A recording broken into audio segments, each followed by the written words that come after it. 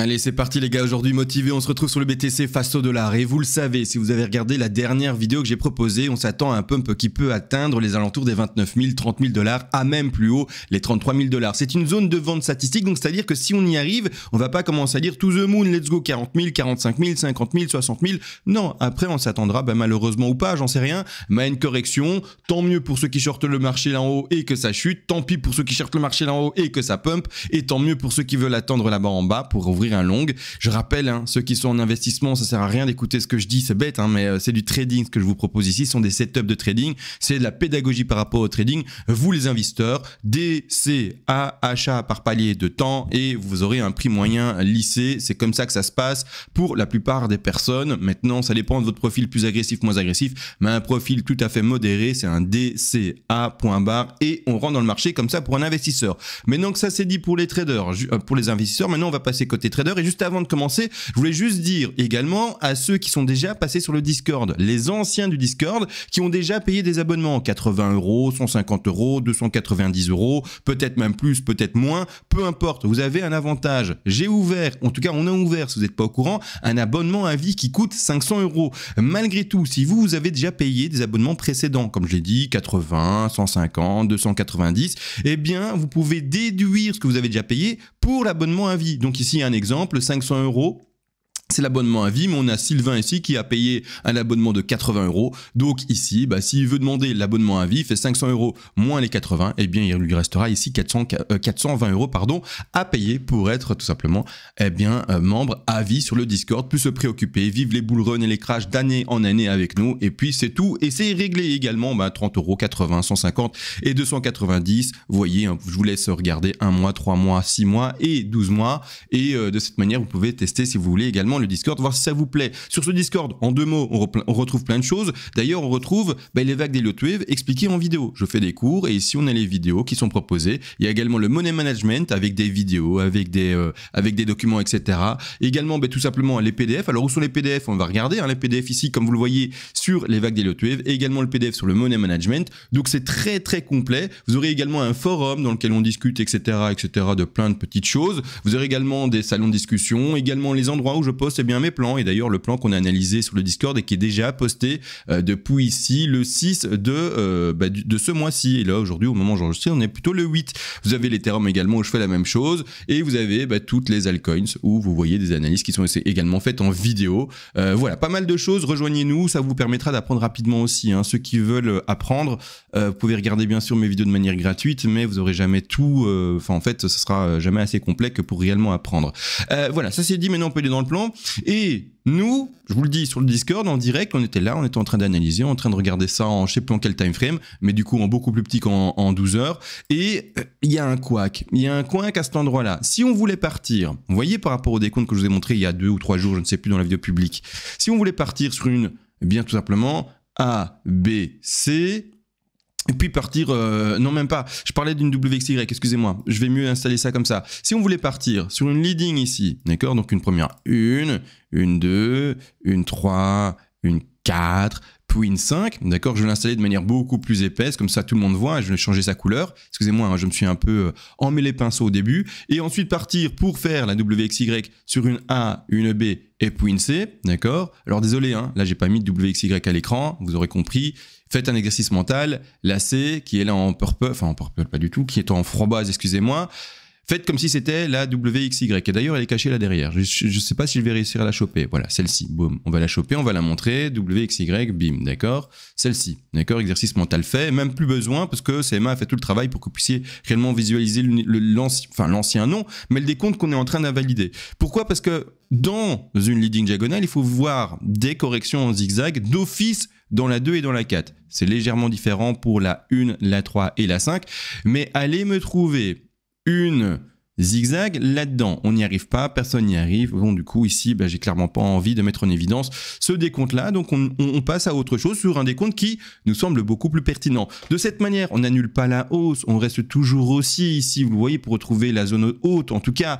Mais on va, tout simplement retirer la WXY, d'accord, et replacer, tout simplement à la B et C en flat. Alors, Ça change quoi pour le plan global? Pas grand-chose, l'intention c'est toujours de monter, d'accord?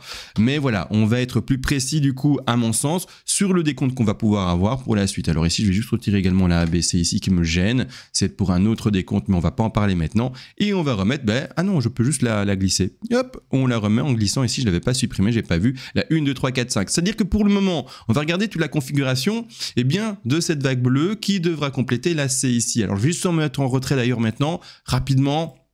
Les vagues jaunes qui nous gênent, je vais laisser vraiment de manière visible que ce qui nous intéresse. Ici aussi, hop, je retire ça, comme ça la lecture du graphique est beaucoup plus simple et la vague qu'on analyse ensemble est beaucoup plus simple. Ici, clairement, on va regarder la 1 et la 2. Retracement de 2, vous le savez probablement à force de me suivre, je ne sais pas, mais vous allez le savoir, c'est 73% des cas d'une 2 qui corrige dans la zone des 50 à 61,8% de Fibonacci. Donc ici, je mets bien mon top de 1 et bien ma racine également, comme ça on est très précis. Je vais zoomer là-dessus, comme ça on peut tous bien lire les bougies. Je prends mon retracement, je vais à mon top de 1, regardez ici, hop, je fais ça. Je mets mon retracement ici qui d'ailleurs, je reprécise, est en reverse pour ceux qui sont curieux de savoir comment je le place. Et on tombe bel et bien dans la zone des 50 à 61,8% de Fibonacci, de classique, bon basta, c'est terminé. Très content, c'est super. Maintenant, il faut continuer la suite. Et ça, c'est le décompte qui commence doucement à nous plaire un maximum. D'accord? Il faut des validations et on aimerait qu'on pète de nouveau les 28 600 et 2 $ pour vraiment valider ce décompte-là. Mais voilà, pour le moment, c'est celui qui nous plaît le plus.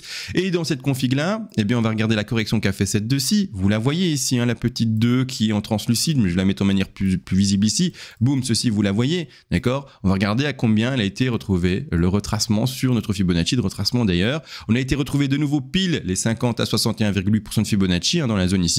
On est de nouveau dans une zone statistique de retracement. De nouveau, je rappelle, 3 chances sur 4 et plus précisément 73% des cas des 2 qui finissent dans les 50-68. Donc également une très très belle zone ici de rebond et ensuite on regarde la suite. D'accord? Alors la suite, la construction a déjà été faite sur le Discord, etc. Donc vous allez voir que tous les points sont bien posés, bien réfléchis, etc. Mais je vous explique, vous inquiétez pas. Comment tout ça se construit de toute manière. Ici, on place le bas de 2 et regardez, on a placé la 3, sa zone statistique minimum, c'est-à-dire la zone des 161,8. Elle peut aller plus haut, mais comme on a envie, bien sûr, de se retrouver et écraser finalement dans la pattern supérieure que pour le moment est indiqué en WXY, mais faites un petit exercice également pour les plus avancés, on peut également installer une ABC. Ça va changer quoi? Ça va changer le décompte à la fin. On n'y est pas encore, on le fera plus tard, etc. D'accord? Pour le moment, peu important. Jaune en WXY ou jaune en A, B, C, en flat, c'est pas important, d'accord? De cette façon, maintenant la 3 devrait aller chercher du coup, si ça rebondit, aller chercher la zone des prix des 31 395 $. Allez, on va dire ça. Ensuite, correction de 4. Comme pour le moment, la 2, elle a été tout à fait classique ici, dans le sous-décompte. On va mettre une 4 tout à fait classique. C'est-à-dire également placer, la correction sur les 38,2. Retrouver la zone des 29 802 $. Et puis après, la dernière extension pour cette vague, et on va regarder simplement l'objectif de 5. Je rappelle les objectifs d'une 5. Ce sont les 100, les 161,8 et les 261,8 dans le cas de figure où une 3 atteint au moins ces 161,8 ou plus. Il y a des configurations différentes. Je ne vais pas vous ennuyer et vous déranger avec ça. C'est pour ceux qui veulent un peu approfondir les choses, apprendre un peu plus, mais nous, on va rester sur le basique. De cette manière ici, la 5, on la pose également à 100% de Fibonacci, qui poserait ici le top de la 3 dans cette config. Donc d'ailleurs, c'est-à-dire le prix, je ne l'ai pas dit, mais arrivé déjà aux 32 416 $.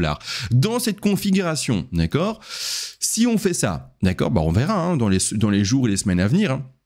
Mais si on fait ça, je pars sur une 3 en extension. Alors, ceux qui ont le PDF, c'est page, je sais plus. En fait, je voulais vous donner la page, mais je sais plus de tête. Mais vous allez voir la 3 en extension et vous verrez comment ça se développe. De cette manière, on peut retrouver du coup une faible, une 2 petite, je veux dire, petite 1, petite 2, énorme 3 dans le temps et également dans son impulsion haussière, petite 4 et petite 5. D'accord? Clairement. De cette façon, oui, la 4, on va pas la travailler de manière classique. Et c'est-à-dire que si on est parti sur une extension, on pourra avoir vraiment une 4 toute faible. Donc ici, on la place plutôt vers les 23,6. On va pas choper les 38,2 ou les 50. On va vraiment se placer à 23,6, une 4 toute faible. Et puis après, terminer la 5. Alors la 5, la même chose, toute faible. Pas obligé non plus d'aller chercher les fameux 100%, 161,8 et plus. On va quand même regarder à quel objectif on serait ici. Voilà, on serait ici pour... Et alors, je vais expliquer pourquoi je le freine avant et pourquoi je le freine dans cette zone-ci. Mais on serait aux alentours des 33 000. L'objectif des 100% irait chercher un peu plus haut les 33 400, quasiment 500 $. Mais pourquoi est-ce que je freine avant? avant? C'est ça la grande question. Pourquoi est-ce que je freine avant? Parce qu'on a une pattern supérieure. Et jamais oublier les patterns supérieurs et toujours se référer aux patterns supérieurs. Premièrement, quelle est la première pattern au-dessus, et voire même la plus grande? C'est celle qui est en WXY. Et on va regarder les retracements par rapport à celle-ci. Donc le retracement, je le prends au plus bas de ma W et je vais ici à la racine. Faites exercice mental, ça peut également être une A et une B et puis une C. Je le rappelle toujours et encore, mais c'est important. Je vais ici et prendre le cas le plus large pour le trade, c'est beaucoup mieux. On va aller sur le cas le plus large, ici, c'est pour prendre un TP, de toute façon, ou voire même un short. Quoique, ça dépend. Je me mets à la place d'un trade.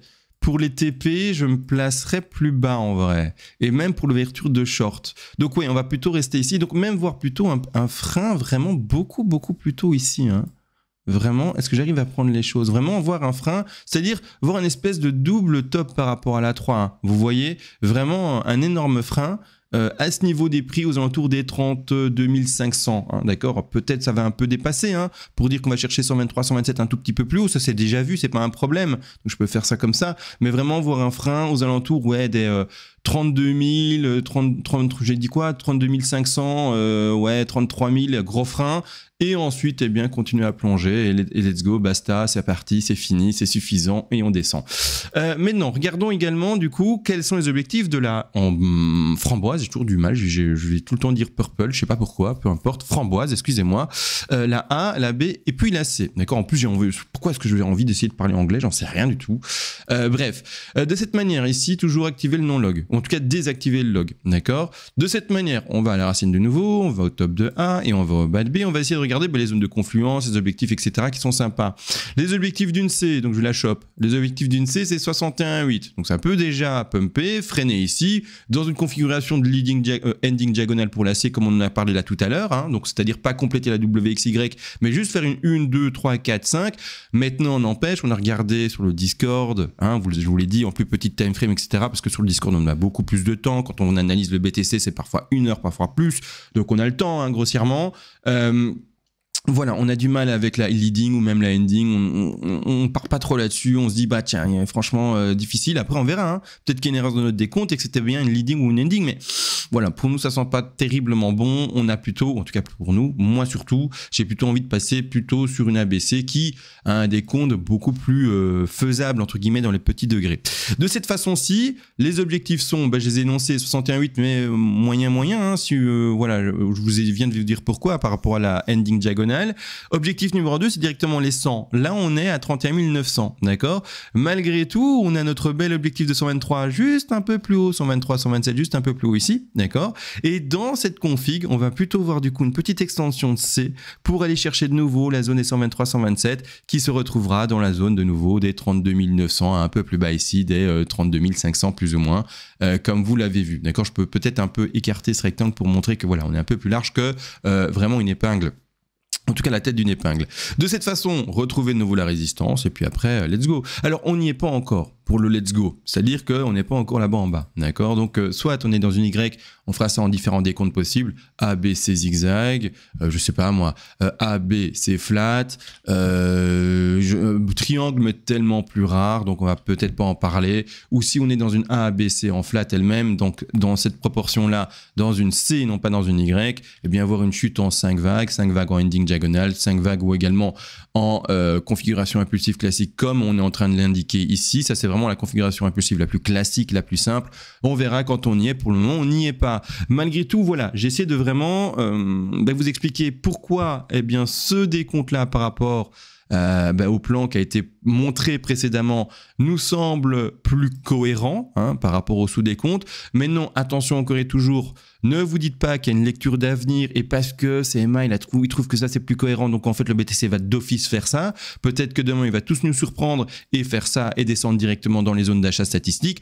On n'en sait rien, on essaye de mettre des setups de trading en place. Je vous présente plusieurs setups de trading, je vous dis ce que je pense par rapport à celui-là, celui-là, celui-là et celui-là. Comment est-ce qu'on peut appliquer du coup coup les plans de trading qu'on peut valider, lesquels on met en pratique entre guillemets, et selon la coordination, la mise en place de tous ces plans de trading, où est-ce qu'on fait attention par rapport à son point d'entrée pour trader, où est-ce qu'on met son stop loss, où est-ce qu'on mettra les différents take profit partiels, etc., etc., etc. Donc également, d'ailleurs, là je viens de parler de stop loss, de take profit partiel, etc.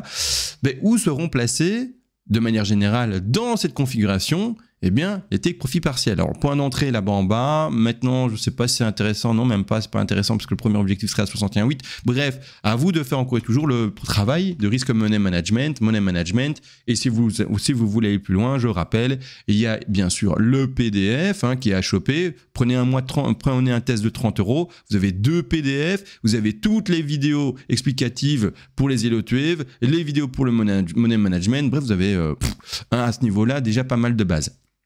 De cette manière-là, on parlait de TP. On va regarder les TP à placer par rapport à cette C. Donc, on reprend son Fibonacci d'extension, je retourne à la racine, ce que j'ai fait là tout à l'heure, je vais là-bas en haut et je vais là-bas en bas de ma B, et c'est parti. Alors, objectif bien sûr des 90, des 123, 127 là en haut, et des 90 par rapport à la pattern de la X ou de la ABC en flat, d'accord? Donc on les laisse, ces deux TP là, c'est des TP importants par rapport à la pattern supérieure, mais vous allez pouvoir ajouter bien sûr un TP également, donc un petit copier-coller de ce rectangle, ça va, il est buggé, c'est super, voilà, on va y arriver, hop.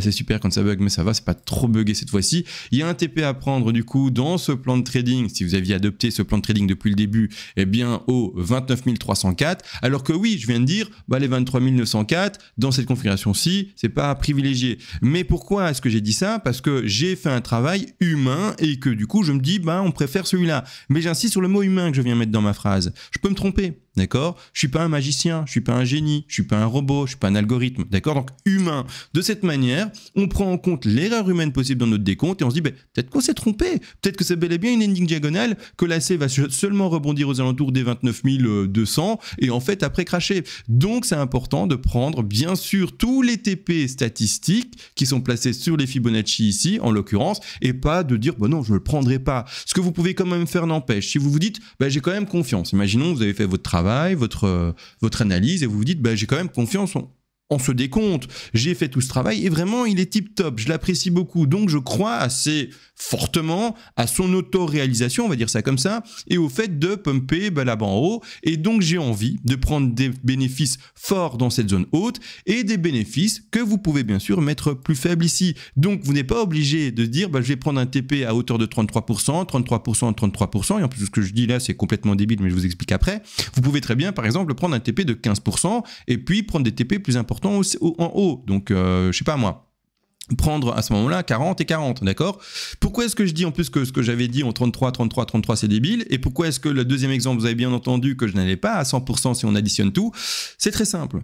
Parce qu'en fait, dans l'optimisation de votre trade, attention là c'est pour les traders, on optimise à la fois la perte potentielle, je sais que c'est bizarre, dit comme ça, optimiser sa perte, et également à la fois son bénéfice potentiel. Quand vous faites du trading, vous devez faire tout ce qu'il faut pour qu'à la fois votre perte, si ça doit être une perte et non pas un bénéfice, soit le plus petit possible, donc toutes les actions possibles pour diminuer la perte. Et si on va dans le sens d'un bénéfice, et donc on va chercher vos TP, vous devez également faire en sorte que ce bénéfice soit constamment le plus grand possible, d'accord? Donc si le BTC devait bien chercher le premier TP trop bien, le deuxième TP trop bien, troisième TP trop bien, si vous clôturez ici en vous disant, voilà, j'ai pris mon 1, mon 2, mon 3, j'ai fendu 100% de ma position, mais que le BTC, il n'a pas fini en fait de pumper, parce que oui, c'est bien beau, CMA, il dit que ça chute après, mais qu'est-ce qu'on en sait, encore une fois, humain, d'accord? Et si le BTC, il dit, humain, allez hop, je t'en mets, t'as compris ce que je voulais dire, un peu vulgaire, désolé. Mais voilà, c'est moi qui décide, je suis le patron, et je continue à monter à 38 000, 40 000, 50 000. Votre trade qui n'est pas clôturée, les amis, que ça soit encore qu'avec 5%, 10%, 15% non clôturé, mais ça sera que des pépettes en plus dans votre poche. Profitons-en, d'accord? On les prend. Pourquoi clôturer un potentiel continu? Vous êtes dans un trade gagnant. Vous avez réussi à rentrer dans un trade gagnant. C'est pas un trade perdant. On le laisse durer le plus longtemps possible. C'est déjà un exploit d'être dans un trade gagnant. Enfin, exploit, je trouve plus un grand mot là. Mais c'est déjà très bien d'être entré dans un trade gagnant. Pourquoi le clôturer et se dire, voilà, maintenant je repars à zéro et je dois réussir à réouvrir un trade gagnant? vous êtes dedans, vous êtes à fond, vous avez les pieds dans les pantoufles, vous êtes dans un trade gagnant. Vous ne reste plus qu'à déplacer votre stop profit à ce moment si on est déjà en haut 1, mais votre stop loss qui était à positionner je sais pas où, à un moment, et jouer avec le stop profit et le monter sous chaque niveau de support important, invalidant votre décompte haussier par la suite. Donc si vous êtes dans un trade gagnant, optimisez votre bénéfice. Ne crachez pas sur la hausse qui n'était dans votre plan de base pas prévu, parce que le plan de base peut-être qu'il est tout à fait mauvais, tout à fait à jeter, et qu'à ce moment-là, le BTC il a juste dit moi je veux continuer à monter, je m'en tute de tout ce que tu as dessiné. Là c'est l'optimisation de trading, d'accord? Donc c'est important bien sûr de ne pas clôturer un trade qui est gagnant manuellement, ou également du coup en clôturant avec les TP que vous vous êtes donné. Non, vous vendez par exemple comme j'ai dit 15 puis 40 et 40. Vous arriverez par exemple là ici du coup 95% et vous laisserez courir 5%. Vous pouvez faire moins, vous pouvez 15, 35, 35 et alors je vous laisse faire le calcul, c'est du coup 15%, d'accord? Bref, c'est à vous de voir, mais vous devez laisser courir votre bénéfice. Je ne vais pas parler d'optimisation maintenant de votre perte, d'accord? Je viens de parler de l'optimisation de bénéfice, c'est déjà bien. Le cas de la perte, en fait, l'optimisation de perte, c'est dans le cas où votre trade est perdant, mais que pourtant, et tout de même, vous arrivez à faire en sorte que le capital qui était normalement prévu perdant dessus sera encore plus petit que ce que vous aviez prévu. C'est bizarre, hein, mais imaginons, je pars dans l'explication. Non, allez, je le garde pour une autre vidéo, sinon je vais trop loin. On est à combien de temps de vidéo? On est déjà à 20 minutes, bientôt 21 minutes. Ce serait trop. De toute façon, suivez-moi petit à petit, vous verrez que ça reviendra. J'en reparlerai de manière naturelle, avec un flow naturel, comme je suis en train de faire. Il faut le savoir, j'ai aucun texte, aucun prompt, aucun rien. J'ouvre mon écran, je me dis, je vais présenter le plan, et let's go, et je parle, voilà, spontanément, donc il n'y a rien de préparé. Donc ici, ABC, on a parlé de tout, c'est très bien, c'est nickel. Voilà. Sur ce, des bisous, d'accord? Et on se retrouve à la prochaine. Ciao les amis.